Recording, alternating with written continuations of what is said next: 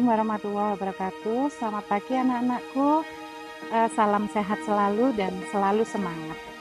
Anak-anak, perkenalkan saya Bu Endah Yulianti yang akan mengajar kalian mata pelajaran Sejarah Kebudayaan Islam atau nama lainnya SKI, istilahnya SKI, dan Al-Quran Hadis kelas 10 serta kelas 11.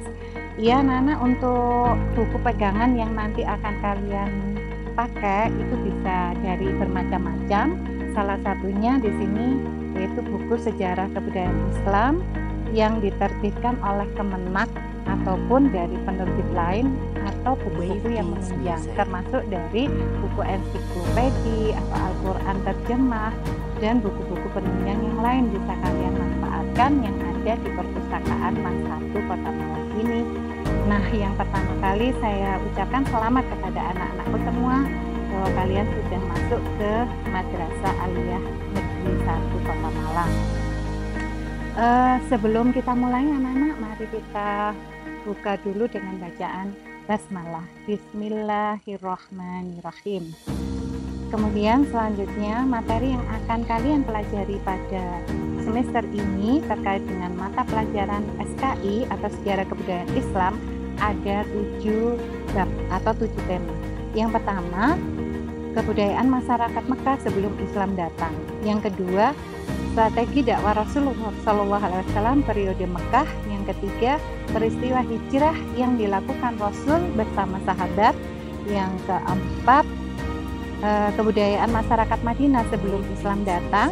Yang kelima, strategi dakwah Rasul pada periode Madinah. Yang keenam, piagam Madinah. Dan yang terakhir, faktor-faktor kesuksesan Fathul Mekah. Nah, anak-anak, untuk memperlancar dan dalam rangka kesuksesan proses pembelajaran yang anak-anak tempuh, silakan kalian simak video pembelajaran berikut ini. Selamat berjumpa kembali dengan Ibu Endah dan selamat datang untuk anak-anakku kelas 10 yang sudah berada di Man 1 Kota Malang, dan kalian Ibu doakan selalu berhasil dalam meraih cita-cita dan mendapatkan ilmu yang barokah.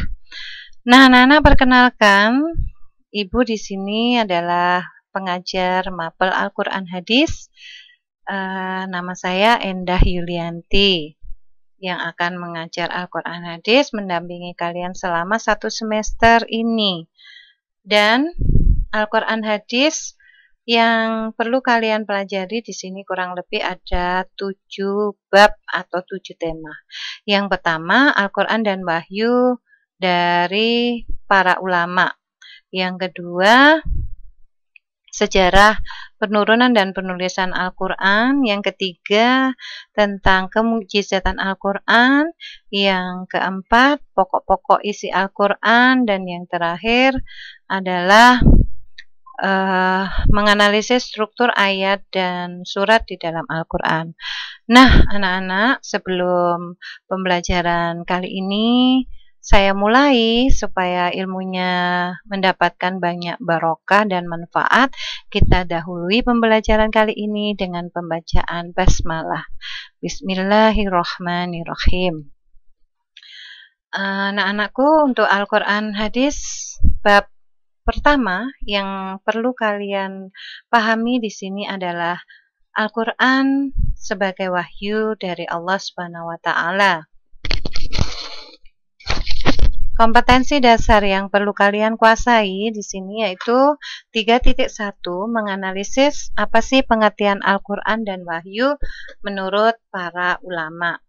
Kemudian 4.1, diharapkan kalian bisa menyajikan hasil analisis dari pengertian Al-Quran dan wahyu dari pendapat para ulama. Kemudian tujuan pembelajarannya, setelah kalian mengamati, mengeksplorasi, mengasosiasi, dan mengkomunikasikan, peserta didik diharapkan bisa menjelaskan apa sih pengertian Al-Quran itu menurut para ulama, kemudian menjelaskan nama-nama lain dari Al-Quran, dan diharapkan juga memiliki perilaku orang yang berpegang teguh kepada Al-Quran. Kemudian saya tampilkan di sini peta konsepnya dari Al-Quran itu sendiri, apa sih maksud dari pengertian dari Al-Quran, kemudian nama-nama lain dari Al-Quran, dan bagaimana perilaku yang harus ditampilkan oleh anak-anakku sekalian ketika kita sudah mempelajari Al-Quran. Selanjutnya, pengertian Al-Quran ini ditinjau dari dua aspek, dari segi etimologi dan pengertian Al-Quran dari segi terminologi. Nah, pendapat siapakah saja di sini disampaikan oleh ulama Al-Lihiyani, kemudian menurut Al-Asy'ari, kemudian menurut Al-Faraq, dan kemudian menurut Az-Zujaj. Nah, kata Al-Quran menurut Al-Lihiyani di sini adalah bentuk masdar dari kata kerja fi'il yang artinya membaca. Kemudian menurut Al-Asy'ari, kata Al-Quran ini berasal dari kata korona yang berarti menggabungkan. Sama ya, corona dengan wabah pandemi yang sekarang ini lagi terjadi di sekitar kita, tapi mudah-mudahan kita terhindar dari hal itu. Kemudian menurut Al-Faraq, kata Al-Quran berasal dari lafaz qoro'ina yang berarti petunjuk.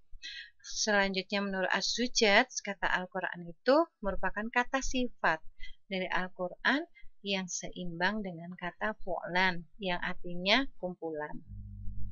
Berikutnya penjelasannya, menurut Al-Lihiyani, beliau wafat sekitar tahun 215 Hijriah.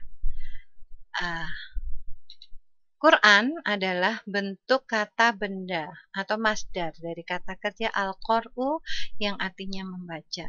Dari kata ini, Al-Quran bisa diartikan sebagai bacaan atau sesuatu yang dibaca.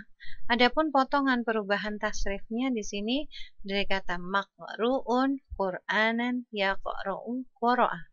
Kata Al-Quran selanjutnya digunakan untuk menamai kitab suci yang diturunkan oleh Allah SWT kepada siapa? Kepada Nabi kita Nabi Muhammad SAW, dan beberapa ulama juga banyak yang mengikuti pendapat ini. Berikutnya menurut ulama Al-Asy'ari, beliau wafat sekitar tahun 324 Hijriah.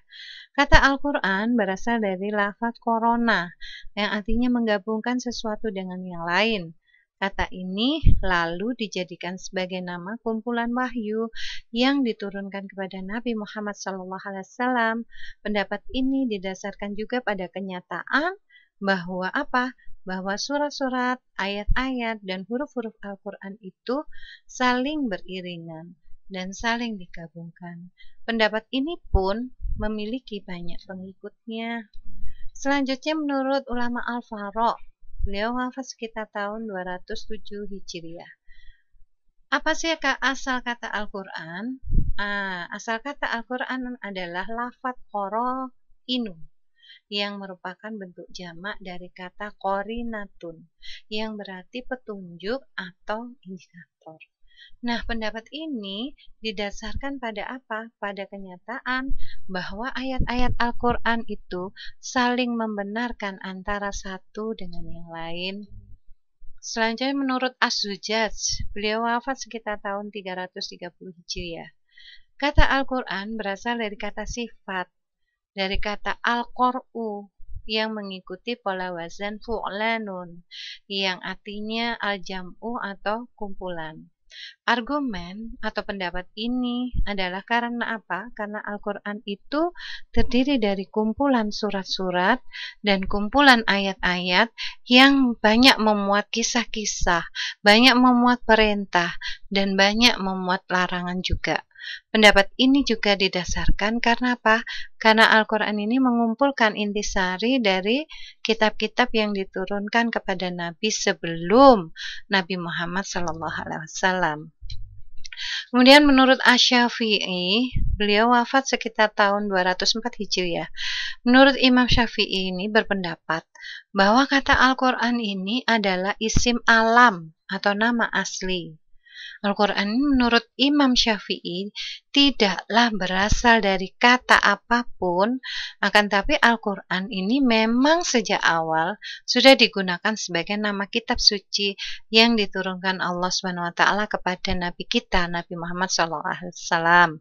Al-Quran ini memang nama khusus yang diberikan oleh Allah, seperti juga nama-nama kitab suci yang terdahulu. Ada kitab Zabur, kitab Taurat, dan kitab Injil. Kemudian pengertian Al-Quran secara terminologi menurut ulama, di sini ada 3 tokoh, di antaranya menurut Syekh Muhammad Hudari Baik, kemudian yang kedua menurut Subhi Saleh, dan yang ketiga menurut Muhammad Abduh. Bagaimana pendapatnya menurut Syekh Muhammad Hudari Baik? Disampaikan di dalam kitab Tariqat Tasrik Al-Islam, beliau Syekh Muhammad Hudari Baik mendefinisikan bahwa Al-Quran sebagai lafaz. Al-Quran huwa lafdul arabiyyul munazzalu ala Muhammadin sallallahu alaihi wasallam litadabburi wa tadakkuril manqulu mutawatiron. Wa huwa madafatainil mabdu'u bisuratil fatihati wal makhtumu bisuratin nasi. Apa artinya? Yang berarti bahwa Al-Quran adalah lafaz atau firman Allah yang berbahasa Arab yang diturunkan kepada Nabi Muhammad SAW. Untuk apa? Untuk dipahami isinya dan untuk selalu diingat, yang disampaikan secara mutawatir, yang ditulis dalam mushaf, yang dimulai dengan surat Al-Fatihah dan diakhiri dengan surat An-Nas.